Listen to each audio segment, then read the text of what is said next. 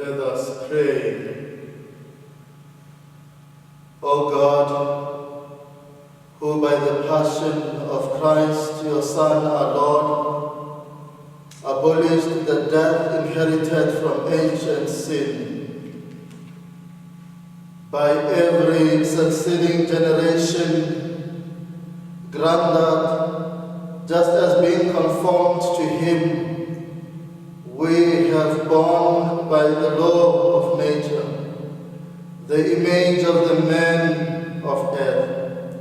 So by the sanctification of grace, we may bear the image of the man of heaven, through Christ our Lord. Amen.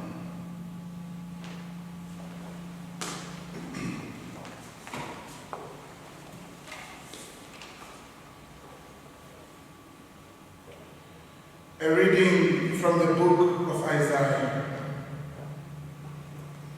Behold, my servant shall prosper.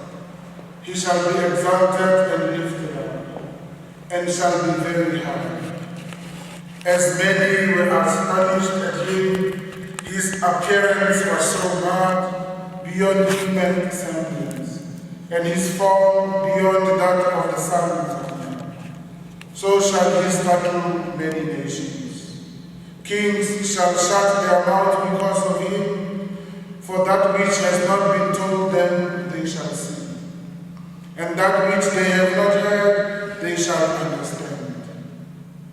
Who has believed what we have heard, and to whom has the arm of the Lord been revealed? For he grew up before him like a young plant, and like a root out of dry ground. He had no form or comeliness that we should look at him, and no beauty that we should desire him.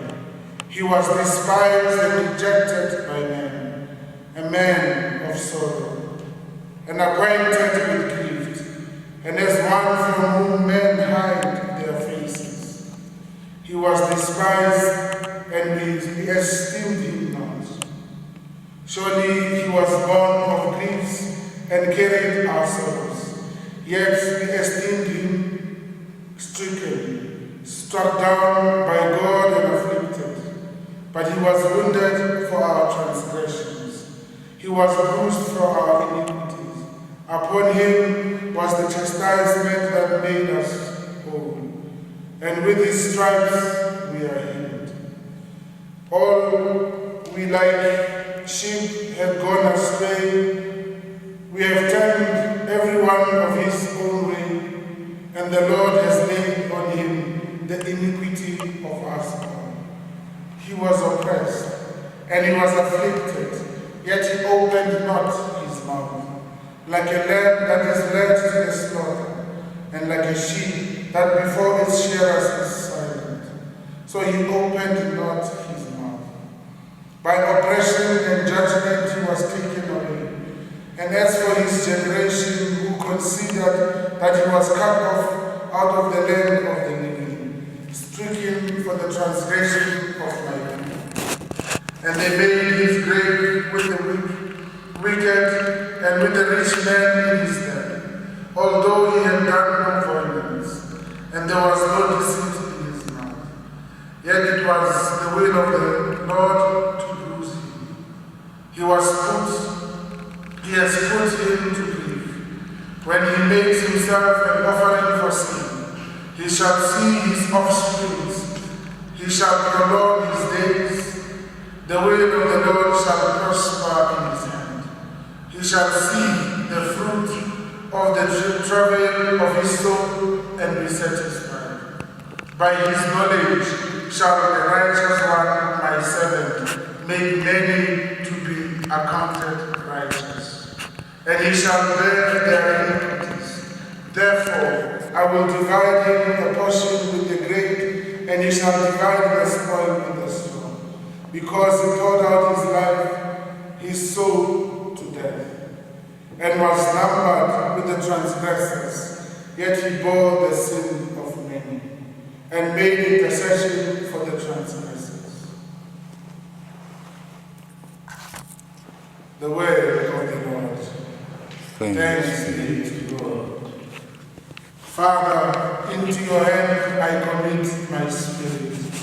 Father, into your hand I commit my spirit. In you, O Lord, I take refuge. Let me never be put to shame. In your justice set me free. Into your hands I commend my spirit. You will redeem me, O Lord, O faithful God. Father, into your hands I commit my spirit. Because of my faults I have become a reproach, an object of scorn to my neighbors, and a fear to my friends. Those who see me in the street flee from me. I am forgotten like someone dead, and have become like a broken vessel. Father, into your hands I commit my spirit. But as for me, I trust in you, O Lord. I say, you are my God, my Lord is in your hands. Deliver me from the hands of my enemies and those who pursue me. Father, into your hands I commit my spirit. Let your face shine on your servant. Save me in your merciful love. Be strong. Let your heart take courage. All hope in the Lord. Father, into your hand I commit my spirit.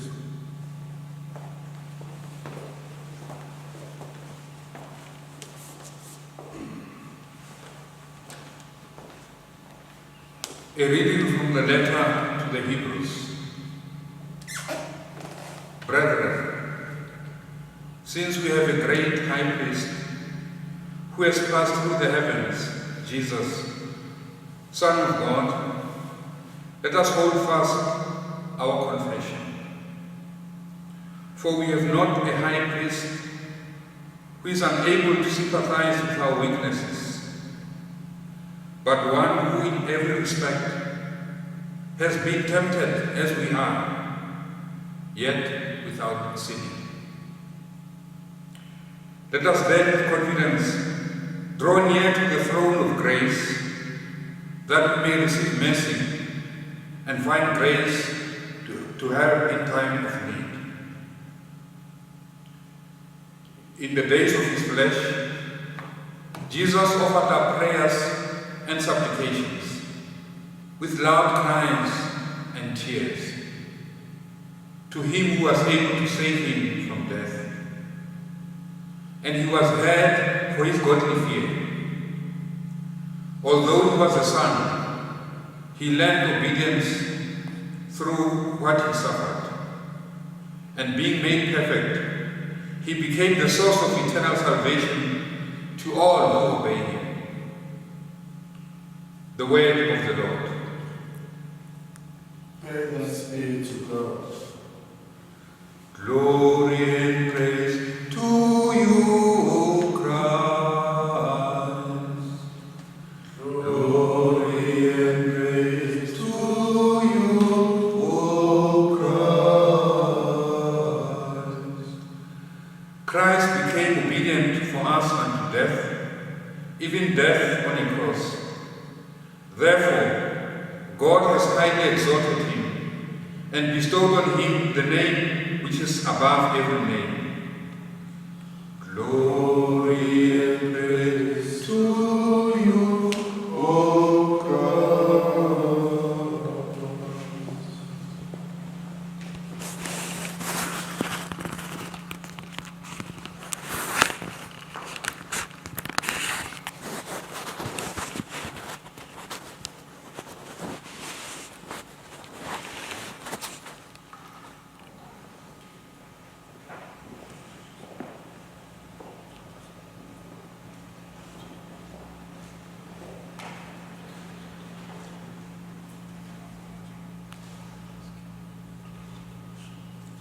The Passion of our Lord Jesus Christ according to John. At that time, Jesus went forth with his disciples across the Kidron Valley, where there was a garden which he and his disciples entered. Now Judas, who betrayed him, also knew the place, for Jesus often met there with his disciples. So Judas, procuring a band of soldiers and some officers from the chief priests and the Pharisees, went there with lanterns and torches and weapons. Then Jesus, knowing all that was to befall him, came forward and said to them, Who do you seek? They answered him, Jesus of Nazareth. Jesus said to them, I am he. Judas, who betrayed him, was standing with them. When he said to them, I am he, they drew back and fell to the ground. Again, he asked them, Who do you seek? and they said, Jesus of Nazareth. Jesus answered, I told you that I am he. So if you seek me, let this man go. This was to fulfill the word which he had spoken. Of those whom you gave me, I lost not one. Then Simon Peter, having a sword, drew it and struck the high priest's slave and cut off his right ear. The slave's name was Malchus. Jesus said to Peter, Put your sword into its sheath. Shall I not drink the chalice which the Father has given me? So the band of soldiers and their captain and the officers of the Jews seized Jesus and bound him. First they led him to Annas, for he was the father-in-law of Caiaphas, who was high priest that year. It was Caiaphas who had given counsel to the Jews that it was expedient that one man should die for the people. Simon Peter followed Jesus, and so did another disciple. As this disciple was known to the high priest, he entered the court of the high priest along with Jesus with Peter, while Peter stood outside at the door. So the other disciple who was known to the high priest went out and spoke to the maid who kept the door and brought Peter in. The maid who kept the door said to Peter, Are not you also one of this man's disciples? He said, I am not. Now the servants and officers had made a charcoal fire because it was cold, and they were standing and warming themselves. Peter also was with them, standing and warming himself. The high priest then questioned Jesus about his disciples and his teaching. Jesus answered him, I have spoken openly to the world. I have always taught in synagogue and in the temple, where all Jews come together. I have said nothing secretly. Why do you ask me? Ask those who have heard me what I said to them. They know what I said.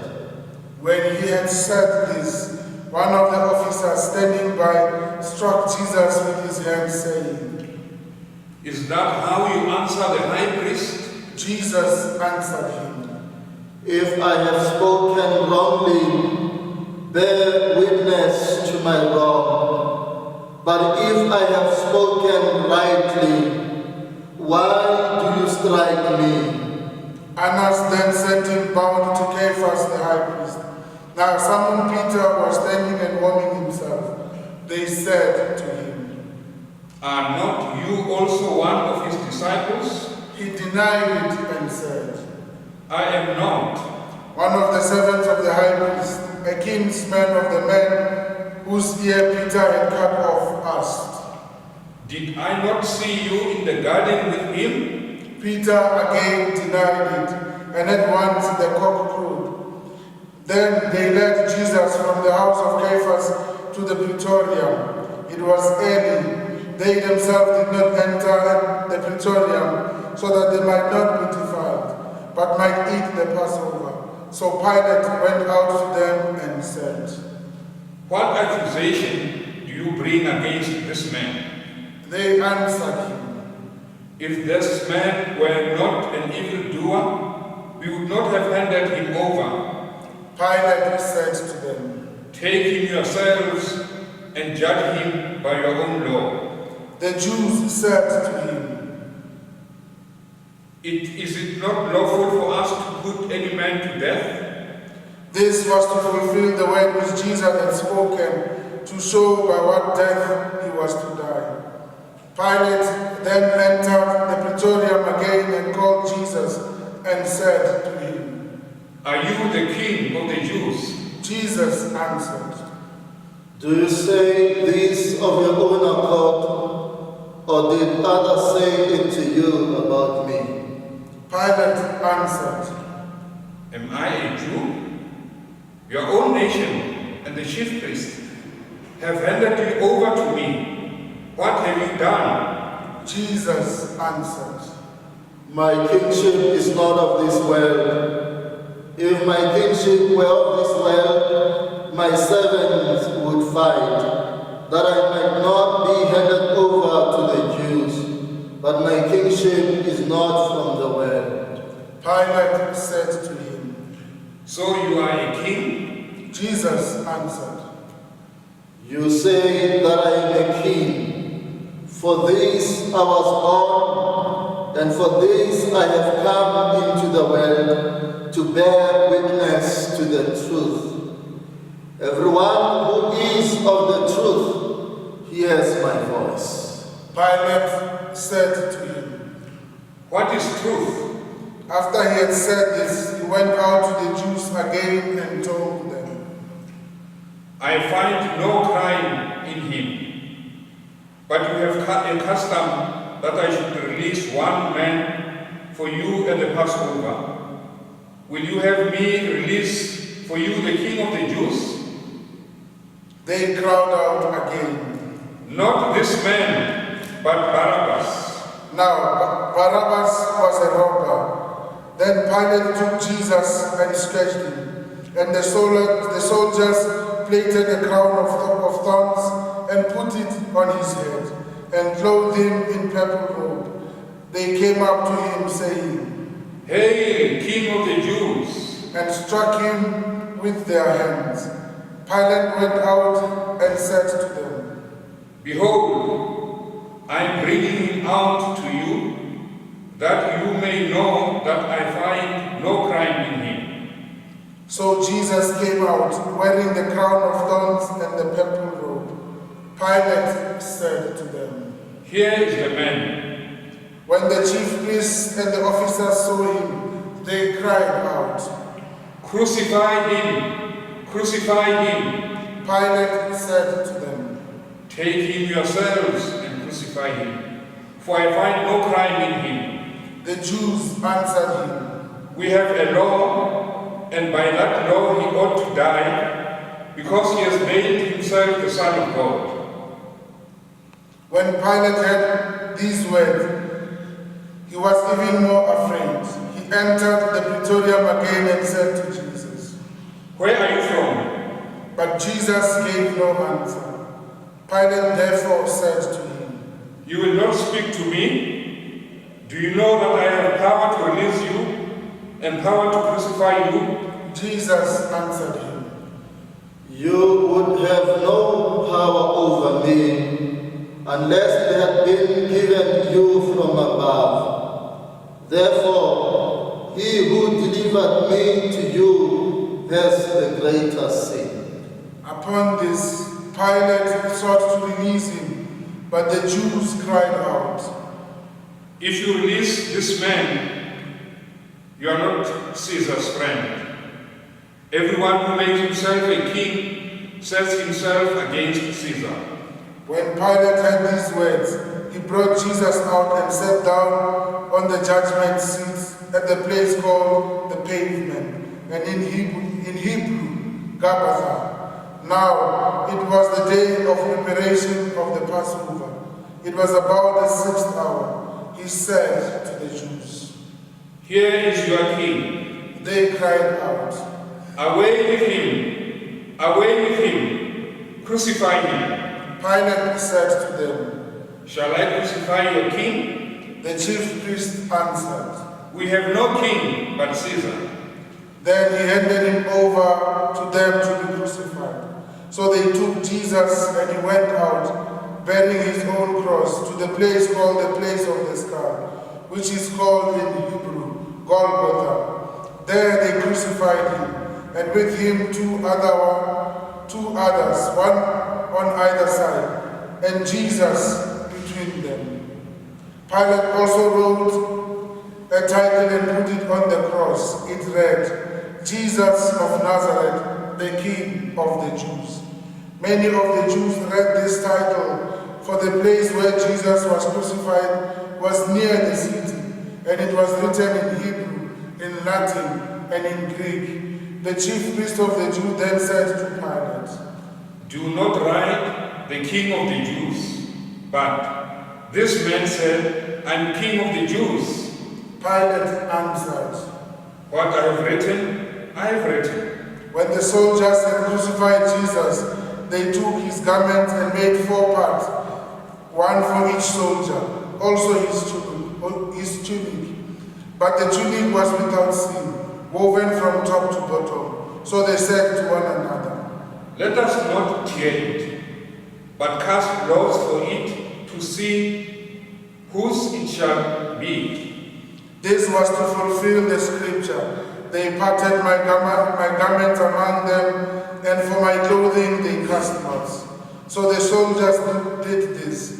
But standing by the cross of Jesus was his mother and his mother's sister, Mary, the wife of Clopas, and Mary Magdalene. When Jesus saw his mother and the disciple whom he loved standing near, he said to his mother, Woman, behold your son. Then he said to the disciple, Behold your mother. And from that hour the disciple took her to his own home. After this Jesus, knowing that all was now finished, said, I thirst. A bowl full of vinegar stood there. So they put a sponge full of the vinegar on hyssop and held it to his mouth. When Jesus had received the vinegar, he said, It is finished. And he bowed his head and gave up his spirit.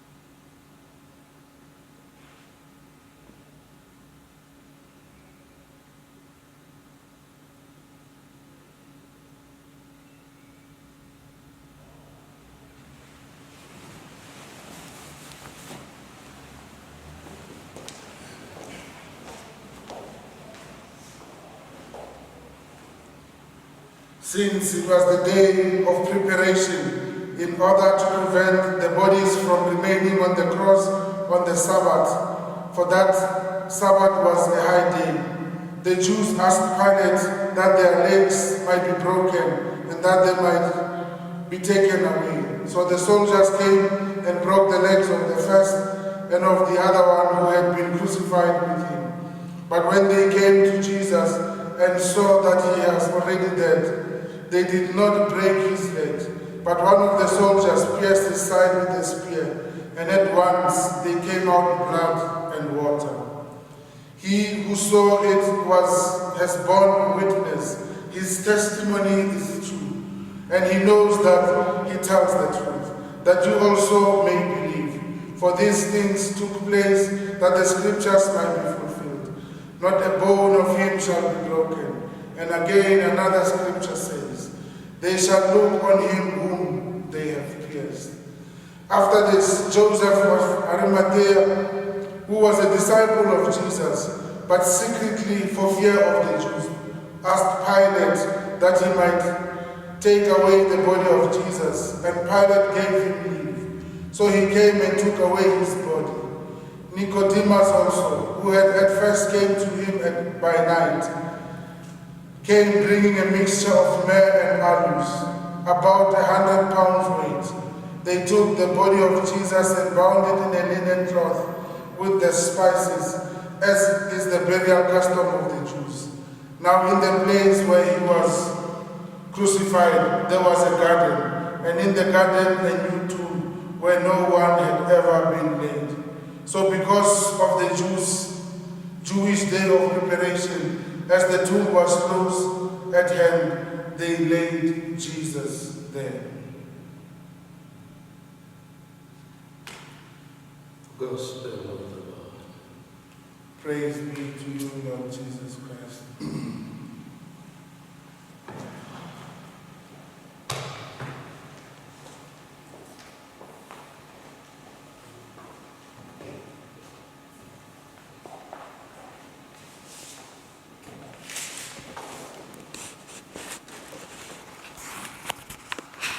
This day is very unusual compared to other days we have ever celebrated.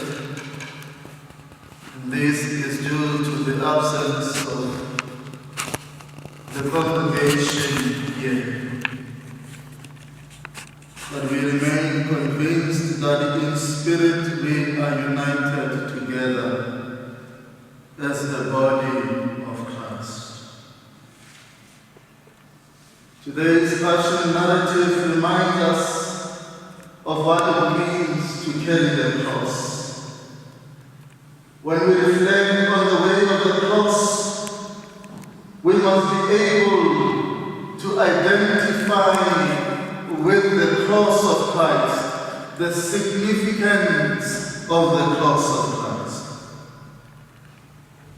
Without the cross of Christ, there is no meaning in life. It is through the cross of Christ that we begin to realize our worth and the extent of God's love to us. We must begin to understand that Christ's sorrow is our sorrow. Our sorrow is his sorrow. The suffering of Christ must speak to our own situations in life. And as we have read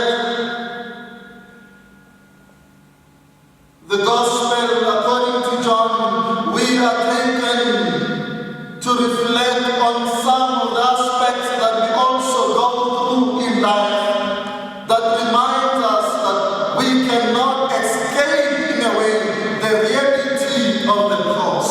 That in our own way, as Jesus did, we continue to carry the cross. And one of the aspects that we have seen is how Jesus was accused.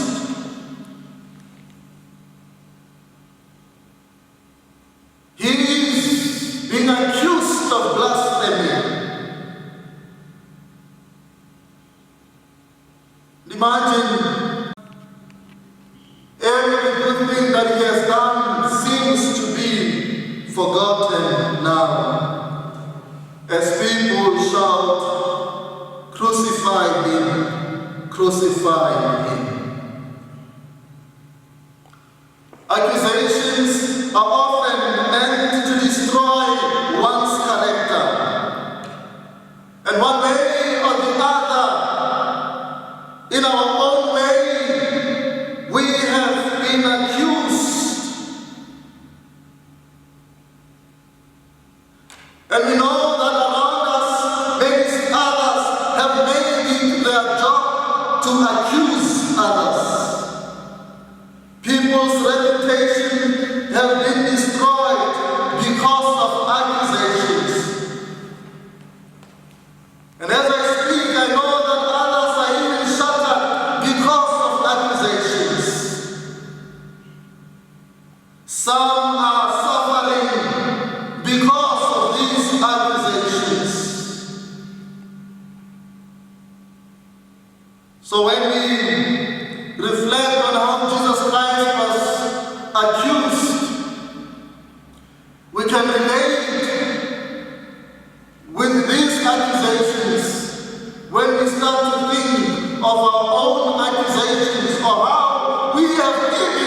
accuse others. But when you are a victim of accusation, look at Jesus Christ, because that is where you'll find your consolation. Another aspect that we see is the betrayal of Jesus Christ. Jesus was betrayed by one of his disciples. And we know that people who hate us the most are not strangers, but are those who we are close to. Those that we place our trust in them. Those that we often confide in them. And others will go to an extent of using whatever that was shared in confidence to betray you. If people want to destroy you, they will use those who are close to you. If people want to destroy you, they will even draw closer to you, so that when you least expect, you will be betrayed. Some marriages are broken because there are those who did not want these marriages to succeed. Some of the people are stuck in life because there are some who have made sure that they do not succeed. If you are going through such, look at Jesus. Another aspect that we see is the rejection of Jesus Christ. Peter had vowed to die with Jesus Christ. But we remember that before the cock crowed 3 times, he denied him. That even when he was asked, "Are you also one of this man's disciples?" Peter said, "I am not." How many people have vowed to stand by you through thick and thin? Most of them are nowhere to be found. Blessed are you if you still have those who meant what they said, whom when they said, "I will be by your side," and are still sticking around. Blessed are you. Life teaches us to uncover certain realities in a harsh way. And we know that when days are dark, friends are few. When you become a winner, you have many people surrounding themselves with you. Others even claiming your victory.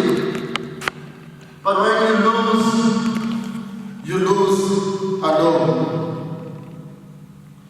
And we see in the suffering of Jesus Christ, those who were singing, "Hosanna, Hosanna," have now changed their tune, and they say, "Crucify him, crucify him." Another aspect that we see is judgment. We are often subjected to judgment. Jesus was brought before the high priest, before Pilate, to be judged. How many times have you been judged? And judged unfairly because people did not understand you, because of their misconceptions about you, never even trying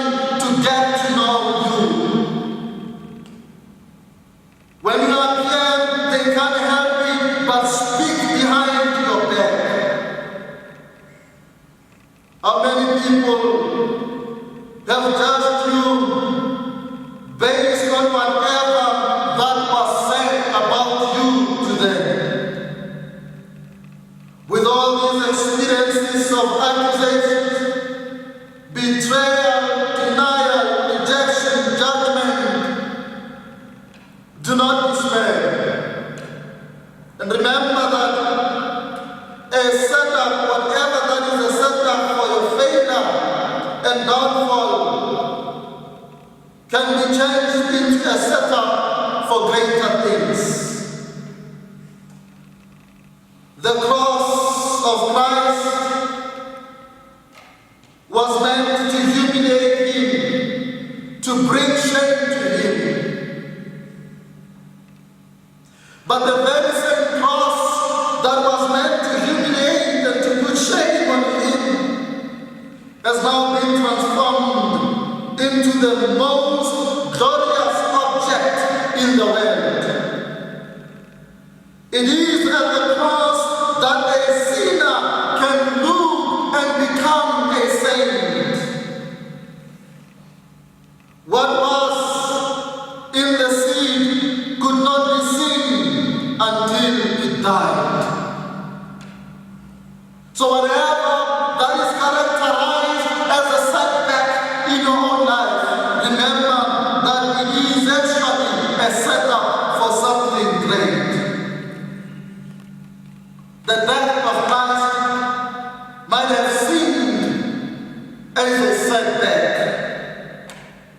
but we know what is to come, for we are the people of hope. The cross proved that Jesus was God. We remember that darkness covered the earth, and that occurred at the noontime, where there was darkness in the presence of the sun. Who can change the order of nature? Only God. Jesus paid the price. The veil of the temple was torn, and it gave us access to God so that we can present ourselves to Him through Jesus Christ. Let us turn to Jesus, whose heart was pierced, and His heart was pierced for us. In whatever experiences that we go through, whatever that we are subjected to, let us not harbor any bitter feelings. Let us not harbor any resentment. For the blood and water that gushed from the heart of Jesus Christ tells us to do good in spite of our own pain and suffering. The blood and the water that came from the side of Jesus Christ must not always be a reminder that we must not wait to feel better when we have been hurt before we can forgive.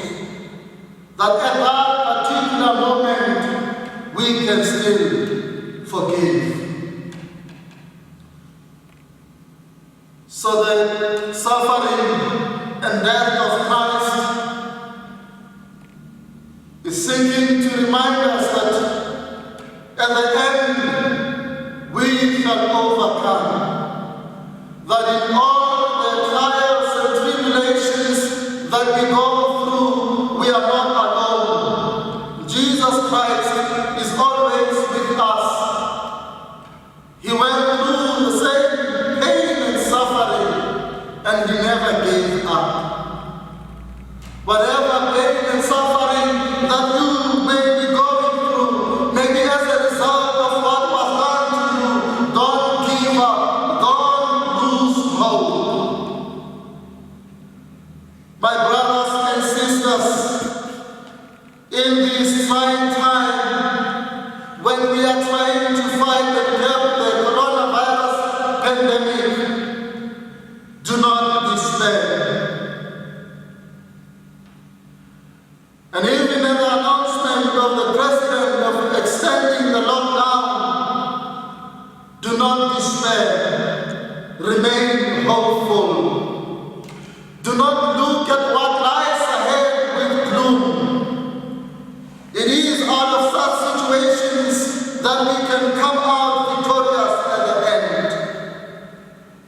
Look at the suffering of Jesus Christ, the death of Jesus Christ. It seems to tell us that it is possible, wherever you are and whatever you are going through, do not lose hope. That as we are uncertain about what is to come, what is to become of us, do not lose hope. Hold firm to your faith, for God will never forsake us. It is out of these situations that we will remain victorious. Every good thing and best thing that happens in our life is often a result of what was bad. It is often a result of what was not going well. We know that as we remember the suffering and death of Jesus Christ, we are sure that Easter is coming. But before Easter, today, we are celebrating Good Friday, that reminds us of the suffering and death of Jesus Christ. That as we are tied and confined to our own homes, let us know that at the end we shall overcome. Before every morning there is night. There can never be morning without the night. Let us look at what lies ahead with hope. Our God remains God in every situation. He remains God when everything goes wrong. He remains God even when everything goes right. Don't lose hope when things are not going well. Don't lose hope when you are uncertain of what is to come. In bad and in good times, God remains God and He remains good. When Jesus cried out, Eloi, Eloi, lama sabachthani, my God, why have you forsaken me? It did not mean that God ceased to exist. Don't look at the future with gloom. Remember that Good Friday is teaching us to look at the future with hope. Where you are, do not give up. Do not feel lost. Do not feel alone. For God will show His power. Eventually, we will look back with gratitude. As we celebrate Good Friday, one can ask, what is good about this Friday? What is good about this Friday is that everything that seemed negative was turned into something good. What is good about this day is because Jesus Christ came down to lift us up. What is good about this day? It is because Jesus Christ took up our shame so that we can find consolation. What is good about this day is that Jesus Christ allowed Himself to be cast so that you and I can be blessed.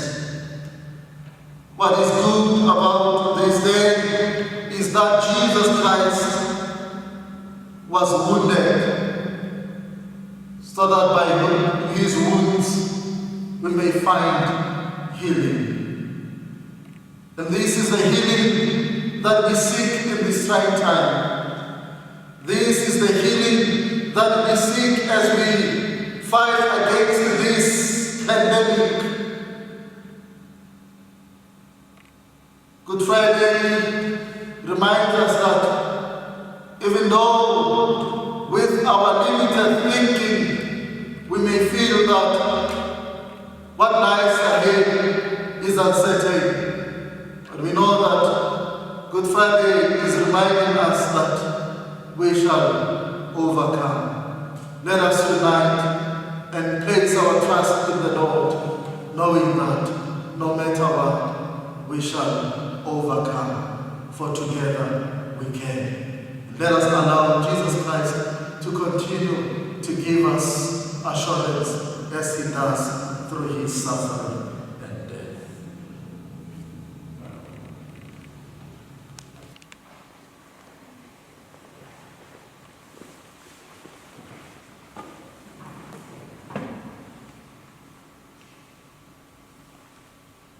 We now take this moment to invite all of you, our viewers at this time, as we bring all our intercession to kneel or sit in the position that you are comfortable to share in offering these intercessions for the church.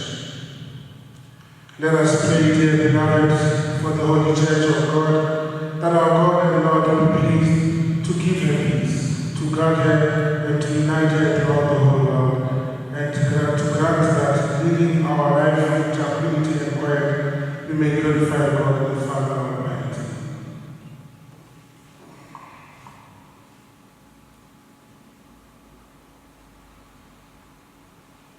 Almighty, ever-living God, who in Christ revealed your glory to all the nations, watch over the works of your mercy, that your church, spread throughout all the world, may persevere with steadfast faith in confessing your name through Christ our Lord.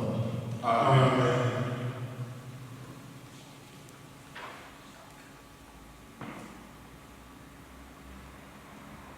Let us also pray for our most holy Father, Pope Francis, that our God and Lord, who chose him for the order of bishops, may keep him safe and unharmed for the Lord's holy church, to govern the holy people of God.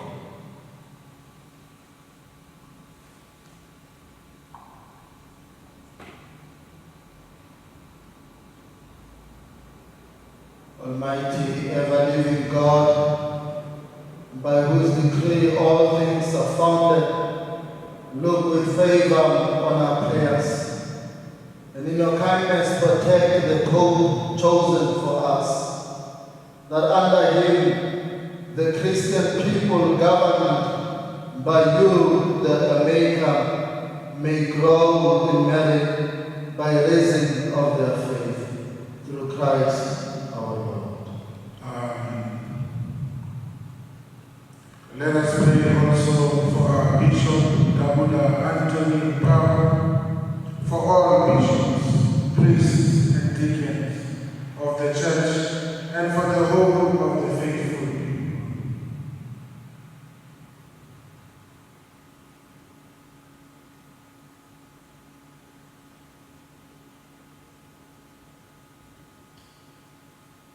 Almighty, ever-living God, by whose Spirit the whole body of the Church is sanctified and governed, hear a humble prayer for your ministers, that by the gift of your grace all may serve you faithfully, through Christ our Lord.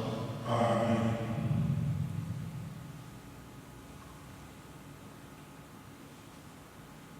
Let us pray also for catechumens, that our God and Lord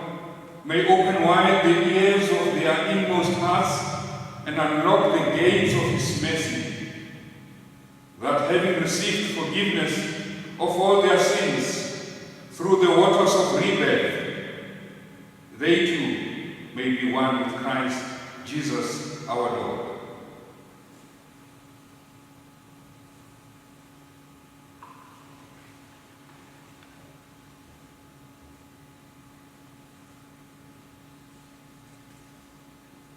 Almighty, ever-living God, who make your church ever fruitful with new offsprings, increase the faith and understanding of catechumens, that reborn in the font of baptism, they may be added to the number of your adopted children, through Christ our Lord.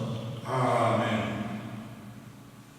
Let us pray also for our brothers and sisters who believe in Christ, that our God and Lord may be pleased as they live the truth, to gather them together and keep them in His one church.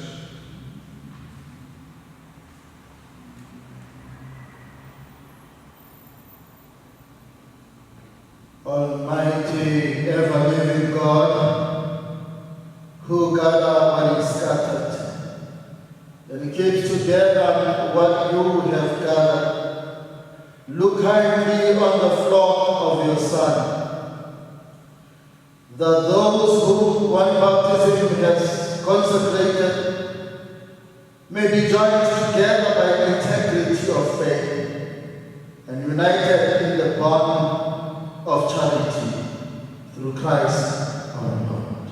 Amen.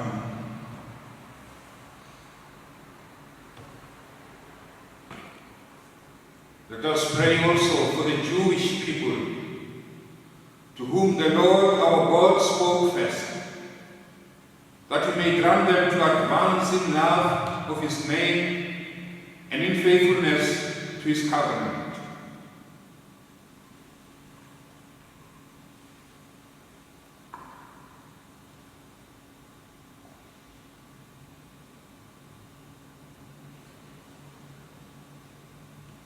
Almighty, ever-living God, who bestowed your promises on Abraham and his descendants, graciously hear the prayers of your church, that the people your first made your own may attain the fullness of redemption, through Christ our Lord. Amen. Let us pray for those who do not believe in Christ, that enlightened by the Holy Spirit they too may enter the way of salvation.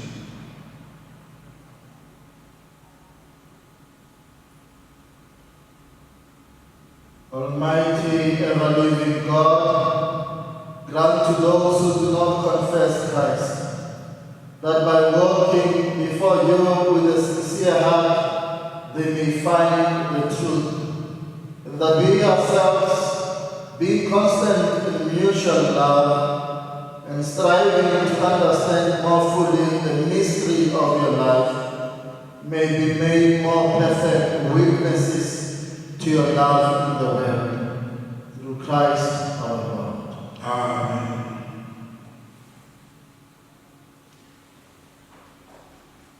Let us pray also for those who do not acknowledge God, that following what is right in sincerity of heart, they may find the way to God Himself.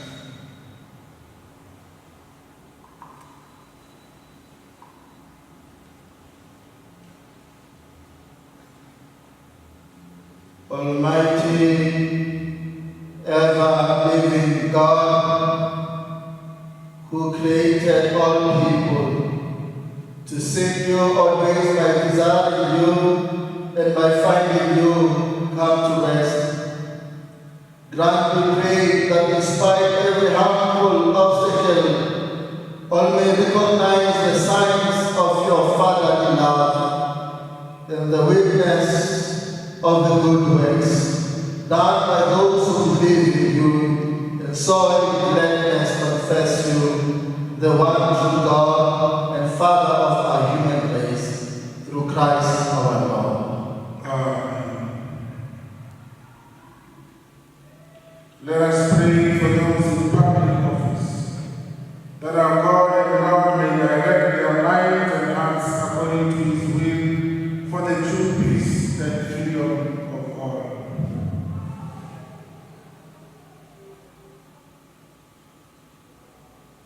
Almighty, ever-living God, in whose hand lies every human heart and the rights of peoples, look with favor, we pray, on those who govern with authority over us, that throughout the whole world, the prosperity of peoples, the assurance of peace, and freedom of religion may through your gift be made secure, through Christ our Lord. Amen.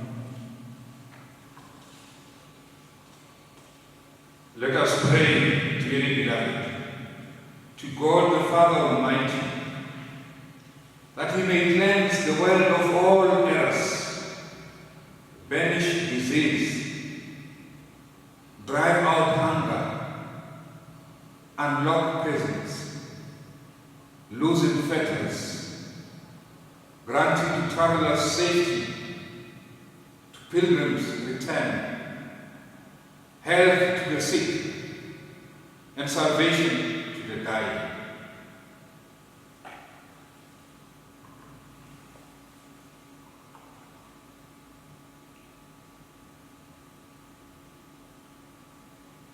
Almighty, ever-living God, comfort all mourners,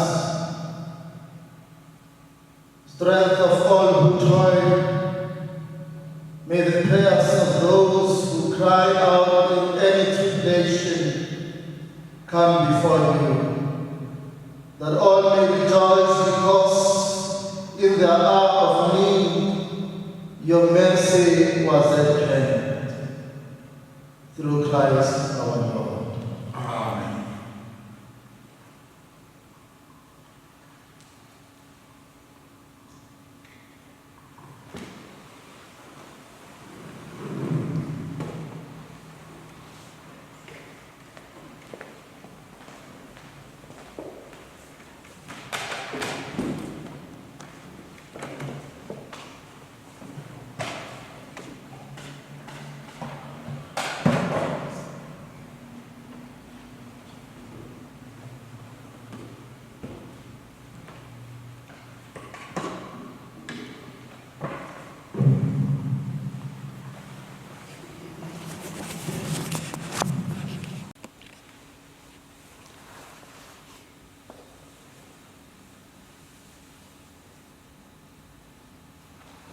Behold the wood of the cross on which hung the salvation of the world.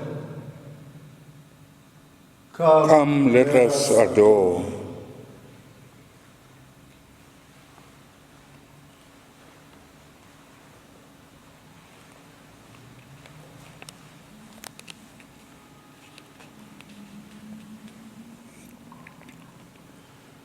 Behold the wood of the cross on which hung the salvation of the world.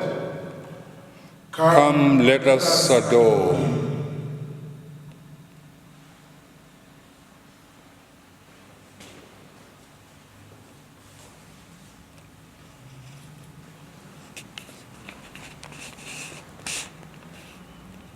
Behold the wood of the cross on which hung the salvation of the world. Come, let us adore.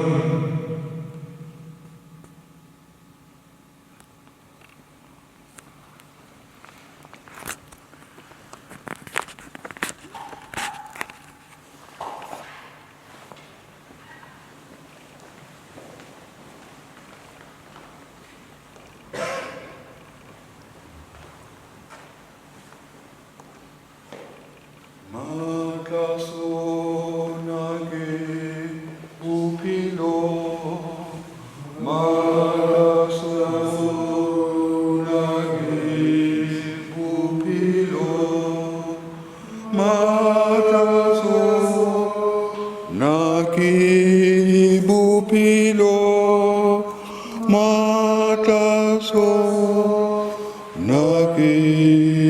bophelo matlaso nake bophelo matlaso nake bophelo matlaso nake bophelo matlaso nake bophelo matlaso nake bophelo matlaso nake bophelo matlaso nake bophelo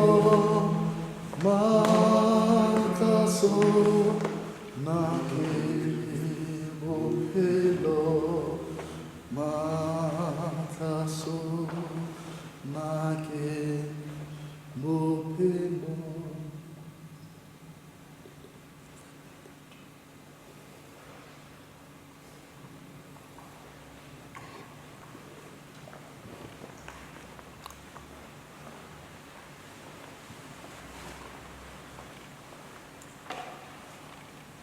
At this moment, we'd like to invite all our viewers at this time.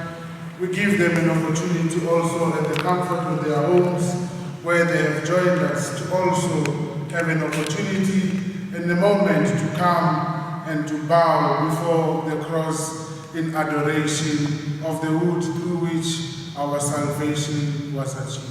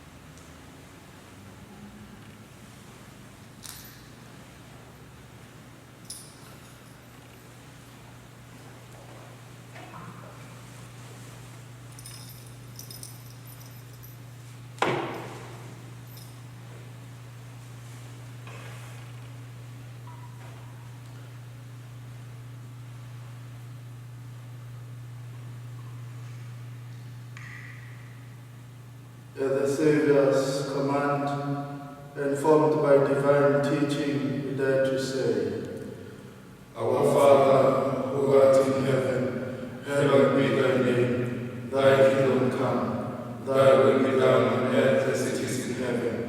Give us this day our daily bread, and forgive us our trespasses, as we forgive those who trespass against us. And lead us not into temptation, but deliver us from evil. Deliver us, God, we pray, from every evil. Graciously grant peace in our days, that by the help of your mercy we may be always free from sin and safe from all distress, as we await the blessed hope and the coming of our Saviour, Jesus Christ. For the kingdom, the power, and the glory are yours, now and forever.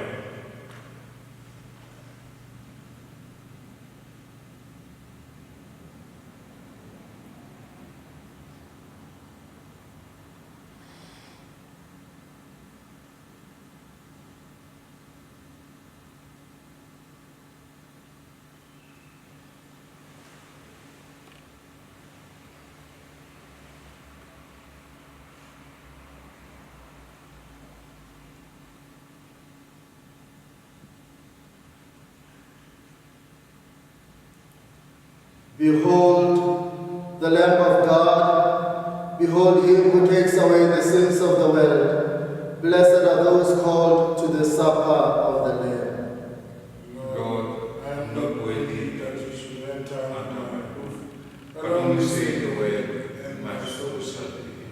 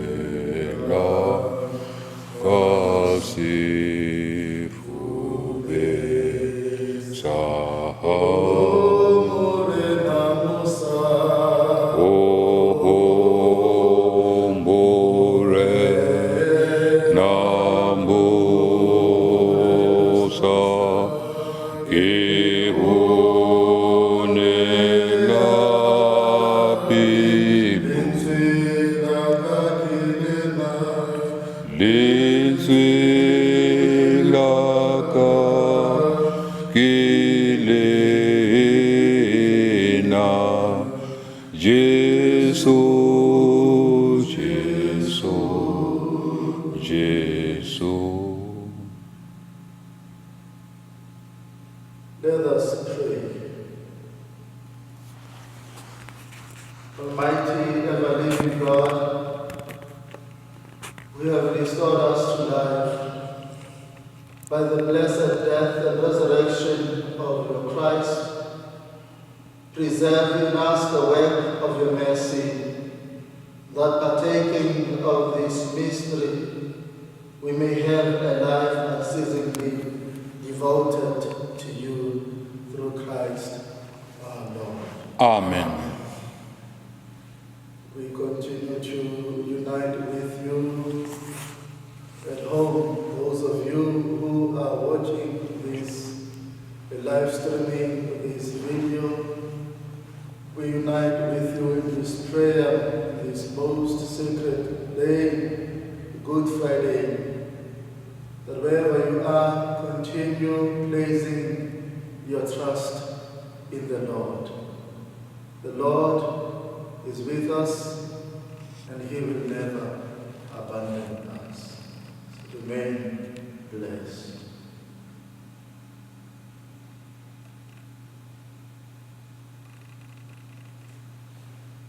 Bow down your heads for God's blessing.